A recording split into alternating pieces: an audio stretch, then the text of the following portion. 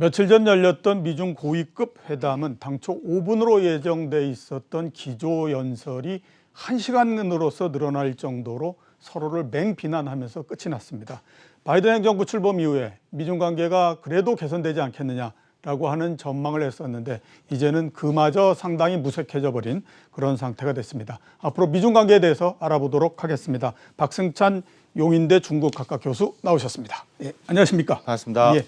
우선 가장 현안서부터 한번 좀 여쭤보도록 하겠습니다. 중국의 대출 우대 금리를 11개월 동안 지금 인민은행이 동결을 했습니다.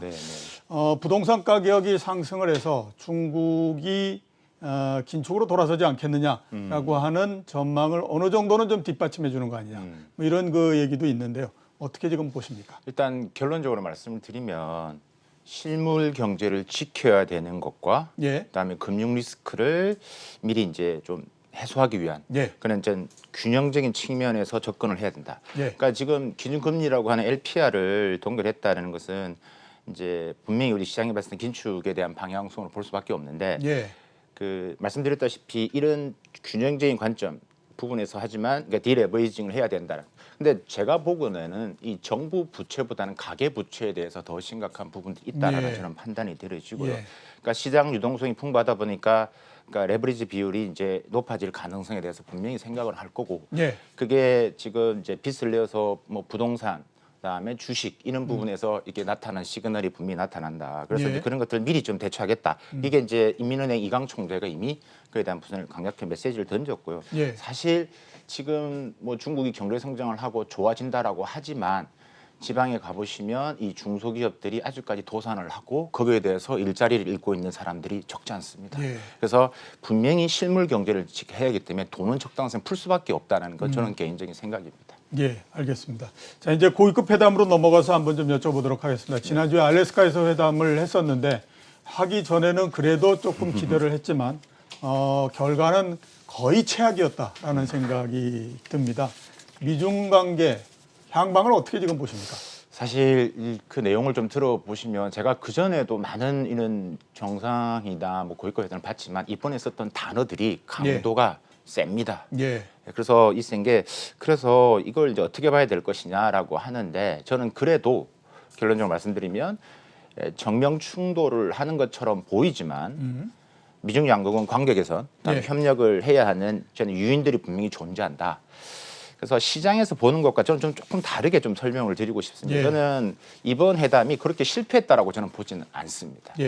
그걸 두 가지 측면에서 말씀을 드리겠습니다. 정치적인 측면과 경제적인 측면인데 회담을 통해서 양국은 나름의 이제 소기의 성과를 얻었고 과제도 앉았다. 근데 그 첫 번째 경제적인 측면에서 보면 일단은 자국 내 지지율이 많이 올라갔다. 미국 입장부터 한번 설명을 드려볼까요? 일단 미국 내에서 이제 이 바이든 대통령에 대해서 계속 따라다녔던 꼬리표, 친중 성향의 미국 정치가다. 그러니까 이런 것들을 뗄 수 있는 하나의 좋은 계기를 마련했고, 그 다음에 이제 그런 미국 내 여론도 이제 그런 식으로 흘러가는 것 같고, 그래서 이제 보시다시피 이번에 블링컨 장관이 뭐 이 홍콩, 그다음에 신疆 위구르의 민감 이슈를 막 던지는 지 않습니까? 그걸 보고 자랑스럽다, 극찬을 했습니다. 그러니까 이런 부분도 있는 것 같고요. 중국 입장도 한번 들여다보면 사실 나쁘지 않습니다. 이번에 이제 미국이 중국의 인권 이슈를 들고 나올 것을 이미 알고 있었고 거기에 대해서 강력하게 이야기했죠. 그래서 그 강력하게 이야기했던 내용들이 지금 중국 내에서 그러니까 양제스 뭐 정치국원이든 왕이 외교부장의 말들이 지금 SNS를 타고 지금 급격히 퍼지고 있고 중국 내는 애국심을 점점 불태우고 있다. 그래서 그 관련된 말들이 뭐 티셔츠로 만들어지고 뭐 스마트폰 케이스로도 만들어지고 여러 가지 물건들이 이미 팔려 나오고 있습니다. 그래서 이제 이런 것들을 봤을 때 분명히 이제 정치공학적으로 성공했다라고 판단이 되어지는 거죠. 저는. 두 번째 경제적 입장을 보더라도 이거 뭐 무역 협상에 대한 이야기 이제 총론에서는 우리가 짧은 그 대안만 봤지만 세부적으로 비공개 회담은 우리가 모르는데 강론에서는 무역 협상 세부 논의 그다음에 글로벌 환경 이슈에 대해서는 어느 정도의 접점은 있었을 가능성을 배제할 수 없다라는 생각이 듭니다. 그러니까 사실 그 우리가 그렇게 뭐 트럼프 대통령 때 파성 공세를 했지만 중국에 대해서 사실 2020년도 미중 간 교역 규모는 전년 대비 8.8% 늘어났습니다. 그 말의 의미는 무슨 말이냐면 이 전통적인 글로벌 밸류 체인에서는 미중 양국이 공생할 수밖에 없는 구조 속에 있다라는 것들을 우리가 인정해야 된다라는 부분. 예. 그래서 이번에 뭐 보셨겠지만 그 회담 이후에 인터뷰를 했을 때 그 브링컨 그 국무장관이 It's not a surprise. 놀랍지 않다. 이미 알고 있었다. 예상했었다. 예상했었다. 예. 왜 그럼 그러느냐? 그걸 계속 중국이 싫어하는 약점, 레드라인을 계속 던지면서 두드리면서 협상 카드를 자꾸 다른 것을 끄집어내려고 얻으려고 예. 하는 게 있을 것이다라고 예. 저는 판단이 되는 겁니다. 그렇기 때문에 뭐 국영기업 보조금 문제라든지 지금 뭐 지식재산권 이런 이슈들을 적절히 활용하면서 미중 간에서 계속 리딩을 해 나갈 것으로 저는 판단이 되어지고 중국도 이제 양보할 것과 안 할 것을 분명히 확실하게 던진 계기가 됐죠. 예, 그렇죠. 그래서 이제 그런 부분에 있어서의 핵심 이익을 지켜나가는 것도 우리가 좀 중국 이야기하는 부분에 있어서 뭐 끝까지 변함없이 진행해 나갈 것이다. 뭐 북한 이슈도 우리가 좀 지켜봐야 되겠지만 북한 예. 이슈는 중국 입장에서는 분명히 중요한 이 균형점, 레버리지하는 미국을 견제하는 있기 때문에 예. 이 요소를 잘 활용할 것이다. 자, 말씀하셨던 것처럼 이 그 고위급 회담이 끝나고 난 다음에 많은 언론들은 두 가지 얘기를 많이 했습니다. 하나는 짧은 시간 내에 미중 정상회담은 없을 거다라는 거하고요. 네. 두 번째는 서로 편먹게 한다라는 얘기를 했습니다. 네. 미국하고 EU 그다음에 캐나다가 한 편을 먹고 이쪽은 중국과 러시아, 북한이 한 편을 먹고 네. 그렇게 되다 보니까 뭐 세계적으로 앞으로 신냉전이 더 강화될 거다 이런 얘기도 많이 하고 그러거든요. 네. 그래서 과연 그게 신냉전이 강화되는 쪽까지 발전할 거냐라고 하는 것은 의문이 있기는 하지만 아무튼 뭐 양쪽이 편먹기에 들어갔다라고 하는 거는 부인할 수 없을 것 네. 같은데 교수님은 그 부분에 대해서는 어떻게 지금 보십니까? 그러니까 이념과 가치의 이념과 이 경제적인 실익, 그러니까 이념과 실익에 대한 부분에서는 분명히 좀 나누어서 봐야 된다. 예. 그러니까 지금 미국이 할 수 있는 것은 중국을 자꾸 혼란시키는 겁니다. 시장에 혼란을 시켜가지고 그게 주식이든 경제에 혼란을 시켜가지고 민심을 떠나게 만드는 겁니다. 그러니까 이런 것도 예견된 상황이었던 생각이 들고요. 예. 앞으로 지금 말씀하셨다시피 서방이 지금 반중의 지금 그 프레임을 만들고 있고 예. 미국이 그 중심에서 그걸 만들기 위한 가장 키워드는 인권 탄압과 영토 문제를 가지고 해야지만 예. 끌어올 수가 있습니다. 경제적인 이슈로만 던지면 유럽이 쉽게 가지는 않을 겁니다. 예. 그러니까 그거로서 일단은 한 목소리를 내는 것을 첫 번째로 할 것이다. 그러면 이제 중국 입장에서는 당연히 처음에 러시아를 찾겠죠. 예. 그다음 북한 이슈 또 안겠죠. 예, 그렇죠. 그러니까 북한 이슈는 앉아야지만 계속 나한테 지금 계속 러브콜을 보낼 거니까. 그러니까 이런 구도가 있기 때문에 앞으로의 방향성에서는 우리 시장 부분에서도 너무 우리 국제 정서나 그다음에 국제 경제적인 측면에서도 이런 흐름에서 이미 예견하고 있기 때문에 큰 변화를 가져온다든가 시장을 뒤엎는 것은 저는 개인적으로 없다라고 보고 계속 이슈화를 시켜 나갈 것이고 예. 문제는 한국이죠. 그렇죠. 예. 그러니까 한국이 저는 가장 걱정인데 이 쿼드에 대한 압박은 분명히 더해질 수밖에 없다라는 생각이 들고 예.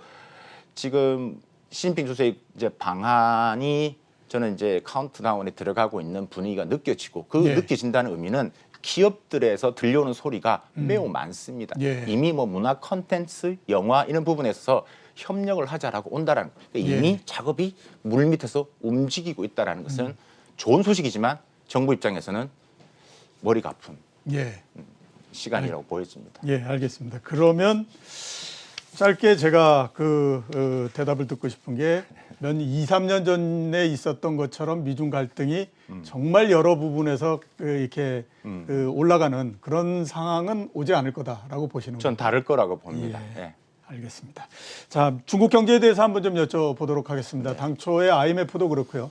올해의 중국의 성장률이 8% 넘을 거다라는 예상을 네. 했었는데 양해에서 중국 정부는 6% 정도를 얘기를 했습니다. 네. 그래서 지금 그 포인트가 네. 중국 정부가 경제를 보고 있는 포인트가 부양보다는 정상화 쪽이 아니냐라고 하는 걸로 지금 모아지고 있는 상태이거든요. 네. 중국 경제의 정상화 쪽으로 방점이 찍혀 있다라고 하는 전망에 대해서는 지금 어떻게 생각하십니까?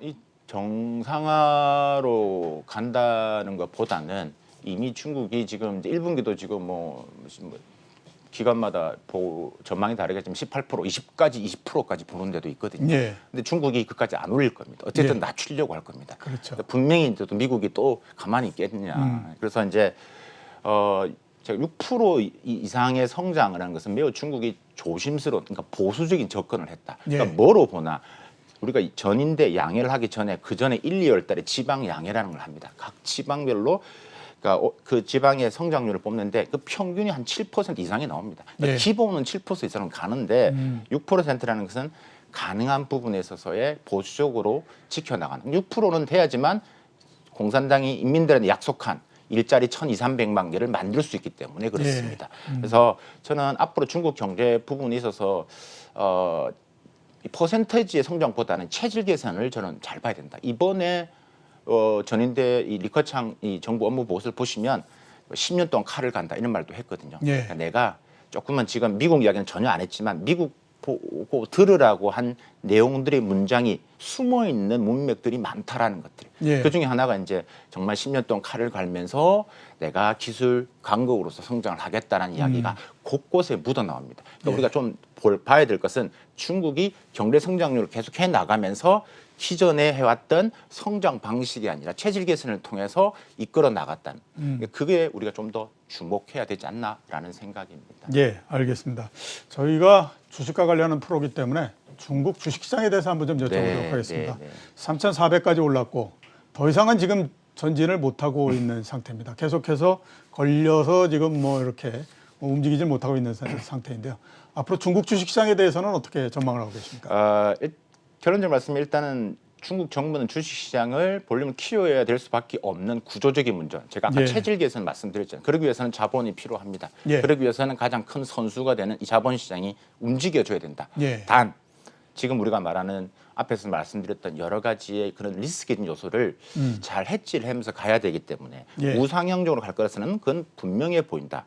근데 지금의 이제 왜 3,400에서 이렇게 멈춰져 있느냐? 일단 시장에서 지금 맴돌고 있는 지금 이제 불확실성, 뭐 예. 코로나든지 미중 관련 이슈 분명히 있을 거고요. 그런 측면에서 정부가 이제 보이지 않는 손에서 계속 컨트롤할 수 있는 상황에 따라서 움직이는 것들이 함께 작용을 해서 이제 그런 이제 당 시기적으로 있다라고 이제 판단이 되어지고요. 예. 저는 세 가지 측면에서 주식 하시는 분들한테 좀 말씀을 드린다면 첫 번째는 지금 3,400포인트 자꾸 이야기를 하는데 지수를 보지 말고 종목을 좀 보셔야 됩니다. 종목을 봐라. 네, 종목을 봐야 예. 됩니다. 두 번째가요. 이 중국 성장 구도 변화의 이 핵심 수혜가 될 업종에 선별적으로 하셔야 됩니다. 그러니까 예. 중국 공산당이 어느 방향으로 보고 있는지를 보셔야 됩니다. 그걸 보기 위해서는 제가 세 번째 말씀드릴게요. 이 정치 이벤트와 연결시켜서 투자 시점을 결정하셔야 됩니다. 예. 세 번째가 그러니까 예를 들면 저는 이 5단계 프로세스라는 표현을 많이 씁니다. 그러니까 이 정책이 공산당이 정책에서 흘러나오는 이 프로세스를 보셔야 되는데 그게 1단계가 7월 말에 있는 베이다이허 게 있고 2단계가 예. 10월 말에서 11월 달에 있는 중앙위원회 그 전체회의가 있습니다. 그리고 12월에 전반적인 경제 방향성을 제시하는 중앙경제공작회의라는 게 있고 예. 연도가 바뀌어서 1, 2월 달에 지방 전인대가 있고 그다음에 3월 달 우리가 아는 양해가 있습니다. 예. 이 5단계 흐름에서의 중국이 돈의 흐름이 어디로 흘러가는지가 있기 때문에 이걸 좀 보시는 게 중요하다. 그래서 지금 말씀드린 세 가지를 좀 기억하시고 잘 좀 종목과 핵심 수혜가 될 이 업종을 그다음에 선별적으로 하는 것을 한다라면 좀 이기는 예. 투자를 하지 않을까라는 생각이 듭니다. 세 개를 다시 한번 말씀드리면 종목에 집중하고 성장 핵심 산업 쪽에 관심을 갖고 정치 이벤트와 관련해서 투자 시점을 결정해라라고 말씀해 주셨습니다. 자, 오늘 나와주셔서 대단히 감사합니다. 감사합니다. 지금까지 박승찬 용인대 중국학과 교수였습니다.